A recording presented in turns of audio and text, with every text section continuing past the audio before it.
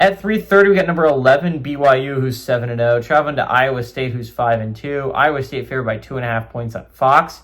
Bear Bachmeier has gone 104-166, thrown for 1,386 yards, 9 touchdowns, 3 interceptions, and has become the first true freshman quarterback since his brother for the Boise State Broncos, Hank Bachmeier, to lead his team to 7-0, which is kind of crazy. L.J. Martin has had 127 carries for 774 yards and 4 touchdowns. Chase Roberts had 24 catches for 463 yards and 4 touchdowns. For the Cyclones, Rocco Becht has gone 127-201, threw for 1,622 yards, 9 touchdowns, 3 interceptions. Abu Sama III has had 92 carries for 481 yards and 4 touchdowns. And Brett Iskilzen has had 20 catches for 334 yards and 2 touchdowns. Iowa State is 5-0 against BYU all time from 1968 to 2023. BYU is 0-2 when traveling on the road to Iowa State, and they are 0-2 in one-possession football games. Matt Campbell's 1-0 against BYU, and Sataki is 0-1 against Iowa State. Okay, again, massive game. We're talking about both teams, right? BYU has emerged now as the front runner. After that Texas Tech loss, they were the last undefeated team in the Big 12, and they were one of 2 undefeated teams in conference play.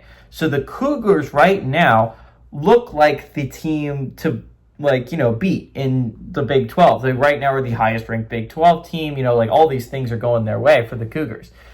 But their schedule up until this point hasn't been the most daunting, let's be so for real. They're coming off back-to-back amazing wins, by the way. Double overtime win, I believe, against Arizona. And that's not a bad Arizona team.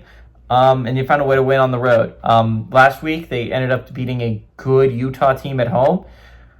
But this is where the schedule starts to get really hard. I would argue that a Utah team is just as hard as an Iowa State team, but now you're going on the road to Iowa State.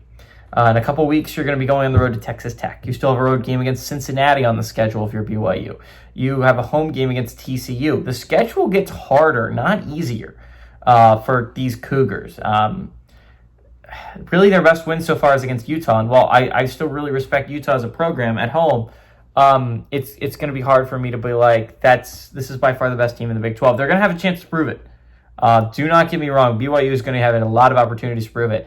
I think it's really interesting they're not a top 10 team, too. I personally would have them in my top 10. They are an undefeated team heading into week 9 of the college football season in the Power 4 level. How are they not a ranked team?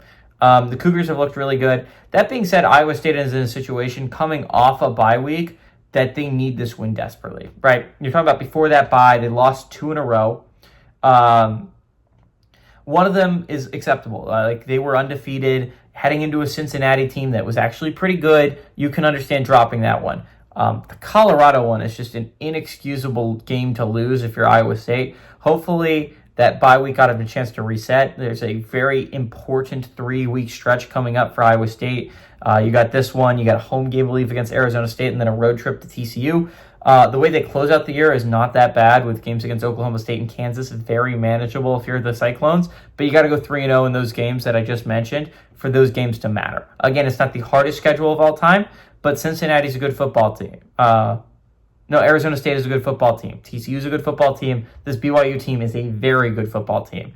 I think the Cyclones win this one. I think this is a very important game for the Cyclones to stay alive in this whole race, and I think they find a way to pull it off. This is a big game for Matt Campbell to win, and I think he finds a way to do it. Give me the Cyclones to win. I like the Cyclones to cover that 2.5 point spread.